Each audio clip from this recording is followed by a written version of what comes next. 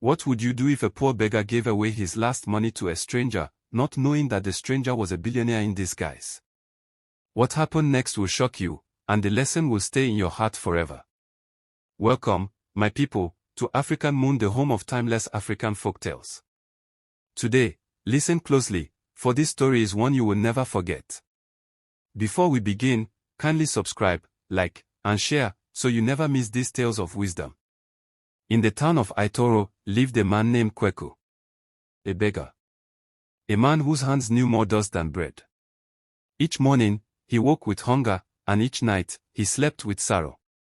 He walked the streets, clothes torn, shoes gone, pride forgotten. Some called him lazy. Others called him cursed. But nobody called him friend. Day after day, he stretched out his hand. Help me. But help never came. The market women shooed him away. The children mocked him. The men looked past him as though he did not exist. Yet still, Kweku lived on. Not because he had much, but because he had hope. Hope that maybe tomorrow, someone would show him kindness. But tomorrow rarely came. One afternoon, under the scorching Lagos sun, his body weak, his pocket empty, Kweku sat by the roadside. And that was when it happened. A stranger walked up to him. Not a beggar. Not a man in rags. But a man in simple clothes, eyes heavy with weariness. The stranger looked at Kweku and asked him for money. Yes, money. Imagine it. A beggar being asked by another man for money. Kweku was shocked.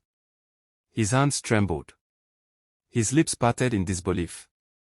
But then, his heart spoke louder than his hunger. Slowly, carefully, he reached into his pocket. And he pulled out the last thing he owned in this world. 1,000 naira. It was all he had left. All that stood between him and starvation. And yet, he gave it away. No hesitation. No bitterness. Because Kweku knew that kindness was a seed. A seed he had planted even in his poverty. And that single act would change his life forever. What he did not know was that the man standing before him was no ordinary man. Not a stranger. Not a wanderer. But a billionaire. A king among men. Oba Adewale. And from that moment, Kweku's story began to unfold. Oba Adewale looked at the poor beggar who had just given away his last 1,000 naira. And he smiled. Because in that moment, he saw something rare. He saw a heart that gave even when it had nothing. The very next day, Oba Adewale returned. But this time, he was not in simple clothes. This time, he came in power. Cars. Guards. Wealth written all over him. And the people of Aitoro gasped. Whispers spread like wildfire. Who is this man? Why has he come? But their whispers soon turned to silence. When Oba Adewale stepped forward and lifted Kweku from the dust. My people, he said, this man gave me his last 1,000 naira. Today, I will change his life. And in that moment, the ground shook with disbelief. Because right before their eyes, the beggar became a prince. A mansion was bought for him. A brand new car stood at his command. Food, clothes, and honor filled his life. And soon, he was no longer Kweku the beggar. He was Kweku the blessed. But wealth is a dangerous fire. It gives light, but it can also burn. For as Kweku's life transformed, people began to change. Relatives he never knew appeared at his door. Friends who once mocked him now sang his praises. But behind their smiles was hunger. Not hunger for food. Hunger for his money. One by one, they came with requests. Brother, my rent is due. Uncle, I need help with school fees. My friend, just a small loan, 500,000 naira. And though Kweku gave, he began to feel the weight. Because everywhere he turned, people wanted something. Not his friendship. Not his heart. Only his wealth. Still, he remembered the man who had lifted him. Oba Adewale. The billionaire returned to visit. And he looked at Kweku with the eyes of a father. Kweku, he said, how is the new life treating you? And Kweku sighed. My father, I am grateful. But I am also troubled. For before, people ignored me. Now, they only see money when they look at me. I fear losing myself. And Oba Adewale nodded. Wealth, my son, is like fire. It gives warmth, but it can also burn. Do not let it consume you. Remember the man you were yesterday, the beggar who gave his last 1,000 naira. That humility must never leave you. Those words sank deep into Kweku's soul. And soon, his journey would carry him far beyond Aitoro. For Oba Adewale kept his promise. He took Kweku abroad. To 6 countries. Egypt, France, America, China, Dubai, South Africa. And in each land, Kweku's eyes were opened. The pyramids rose before him like giants of stone. The Eiffel Tower touched the sky. Skyscrapers in America dwarfed every building he had ever known. Crowds in China moved like rivers of people. In Dubai, gold shimmered everywhere he turned. And in South Africa, he stood in the prison where Nelson Mandela had once been caged. And he realized something. True wealth was not in the mansions. Not in the cars. Not even in the countries. True wealth was in the heart.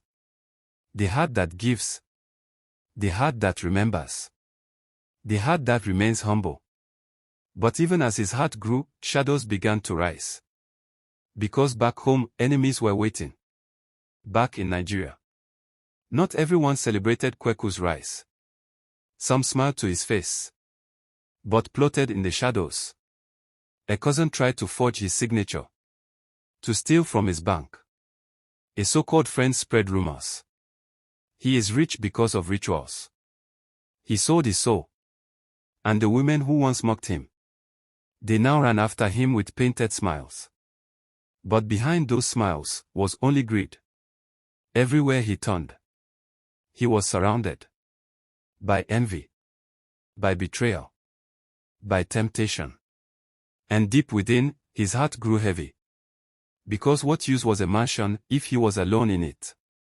What use was wealth if love had a price tag? Kweku began to wonder. Would he survive this fire of fortune? Or would it consume him? Then one night, he had a dream. He saw himself again. Back in rags. Back in the market square. His stomach empty. His pocket bare. And there in his hands was that last 1,000 naira. He saw himself giving it away just as he once did. But this time, the man he gave it to changed. Before his very eyes, the stranger became an angel. And the angel spoke. Remember, kindness brought you here. Forget kindness, and you will lose it all. Kweku woke up trembling. Sweat dripping. Heart racing. And he understood. The dream was not a warning. It was a command. From that day, he made a vow. He would never forget his roots. Never forget the dust he rose from. Never forget the kindness that lifted him. And so, Kweku changed his path. He began to give. Not to those who sought to use him, but to those who truly needed. He started a foundation. He built a school in Aitoro, so that children would never have to beg as he once did. He supported widows, helped orphans, and fed the hungry. And when people asked him why, he smiled. Because once upon a time, a man gave me more than I deserved. And now, I must do the same for others. But little did he know. His greatest test was yet to come. And so, Kweku's name began to spread. Not as a beggar. Not as a man cursed by poverty. But as a giver. A helper. A man who turned his blessing into a blessing for others. The school in Aitoro overflowed with laughter. Children who once roamed the streets now held books in their hands. Widows who once wept now smiled again. Orphans who once starved now ate to their fill. And everywhere his name was spoken, it carried hope. Because Kweku had learned. True wealth is not the house you build. Not the car you drive. Not even the countries you travel. True wealth is in the lives you touch. The hands you lift. The kindness you share. But remember this. The higher a tree grows, the stronger the winds it must face. And as Kweku's branches stretched wide, dark clouds were gathering. For even as he rose to greatness, a new challenge was already on the way. One that would test his vow. One that would shake his foundation. One that threatened to destroy everything he had built. My people, do you want to hear what happened next? Do you want me to tell you part 2 of this story? If yes, type part 2 in the comments below. Kindly subscribe, like, and share, so you never miss these tales of wisdom. Because Kweku's journey is far from over. Until next time. This is African Moon.